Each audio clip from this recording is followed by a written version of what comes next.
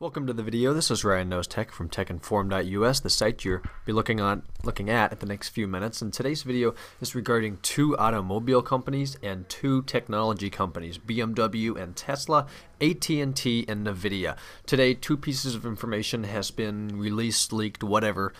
And that would, we'll start out with BMW, the ultimate downloading machine. If anybody knows, BMW's actual slogan, key phrase is the ultimate driving machine. However, it would appear that they're going to be working with AT&T to help bring networking communication inside the car, which would be very nice. Possible features for this would be something like a 4G radio within the navigation system, maybe a larger screen, everything's migrating to touch. All these auto manufacturers seem to be a bit late to that as far as touch goes, but a 4G radio with some sort of data plan in there, whether you pay for that for the year like a satellite radio, or you pay by the month like your cell phone plan. Maybe you put it on your cell phone plan, or maybe you put it on your included Sirius radio plan that's already in the car. However they do that, nevertheless it will be really cool. You could get tons of traffic information, better GPS. I mean, it would be like a mounted iPhone or iPad in your car as far as the 3G radio would go. Maybe 4G by the time this comes out. You could get, as I said, traffic and GPS, weather. You could stream YouTube to it. I doubt they would allow you to do that within the car.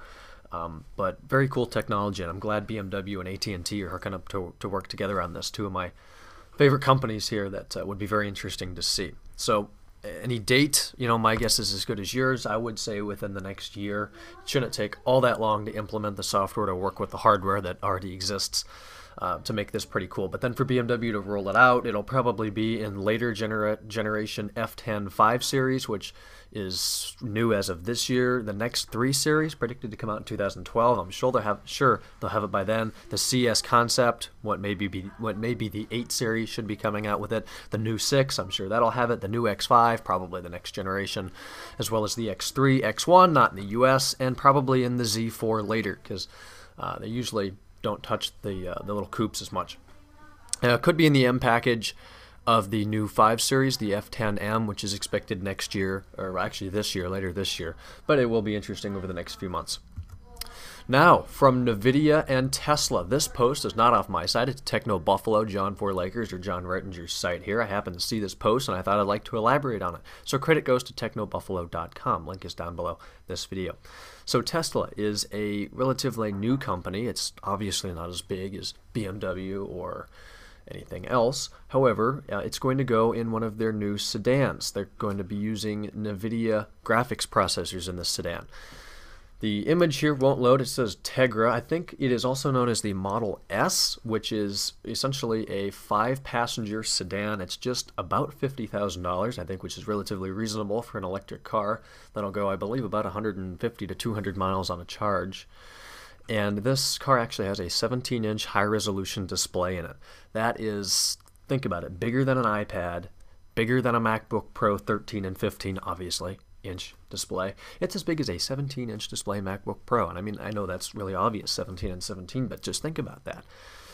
That's nearly the size of the monitor on my desk.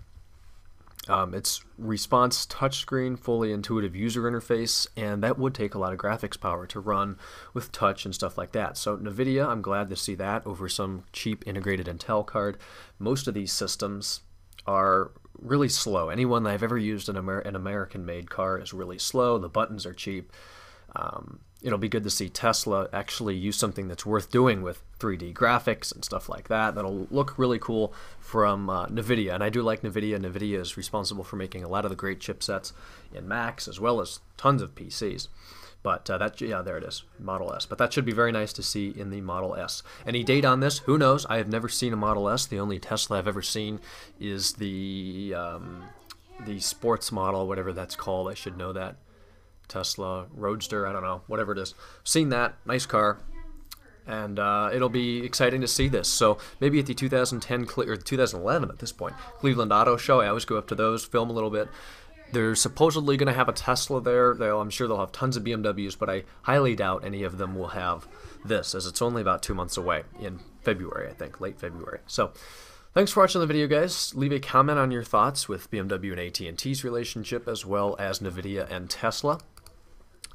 And if you've got a GPS in whatever car you drive, let me know what you've got in terms of your GPS, and if you know any specs about it. Do you like it as an intuitive user interface? And I'll try to respond to those in the near future. So again, thanks for watching the video. This is our site, techinform.us. We've got some information on Windows here. Finally, I was actually searching the site for a Windows post. There was nothing yesterday, so I found some news. I wrote one. I think it's pretty good. Information about Windows 7 usage on the rise, as well as XP and Vista usage in there, where Mac OS X actually only holds about 5% of the market. So pretty interesting stuff. Tuesday night, tonight, we're live, 8 to 9 p.m. Eastern Time, ustream.tv/user/techinformus. Talk to you guys there or in tomorrow's video. Thanks for watching.